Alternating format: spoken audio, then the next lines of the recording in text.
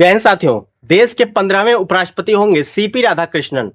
साथियों, उपराष्ट्रपति जगदीप धनखड़ जी के इस्तीफे के बाद से ही देश को नए उपराष्ट्रपति की तलाश थी, जिसे सीपी राधाकृष्णन जी के रूप में चुन लिया गया है।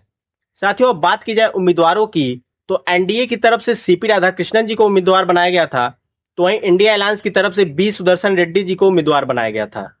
ऐसे में दोनों ही उम्मीदवार दक्षिण से थे।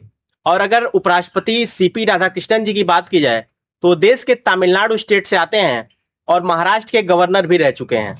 अब ऐसे में वो देश के अगले नए उपराष्ट्रपति बनने जा रहे हैं। साथियों, देश के इतिहास में ये तीसरी बार होगा जब मध्यावधि चुनाव करा के देश का नया उपराष्ट्रपति चुना गया है। चूंकि जगदीप धनखड़ जी का कार्यकाल अभी 2 साल बचा हुआ था, ऐसे में मध्यावधि चुनाव करा के सीपी राधाकृष्णन जी को चुना गया है। आइए समझते हैं कुल कितने वोट पड़े और सीपी राधाकृष्णन जी ने कितने मतों से बी सुदर्शन रेड्डी को हरा दिया।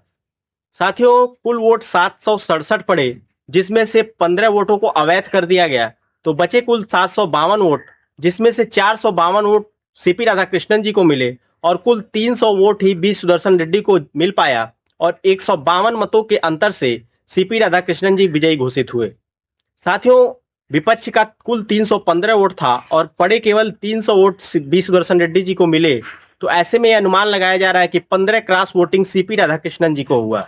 चूंकि ये बैलेट पेपर से चुनाव हुआ था, तो इसमें ईवीएम भी नहीं था, तो इसमें विपक्ष का जो मुद्दा चल रहा है कि ईवीएम को हैक करके वोट चोरी की जा रही है, तो इस बार तो खुद विपक्षी सांसदों ने ही सीपी राधाकृष्णन को वोट देके विजयी घोषित करा दिया। ऐसे में आपका क्या विचार है, आप कमेंट बॉक्स में जरूर बताइए।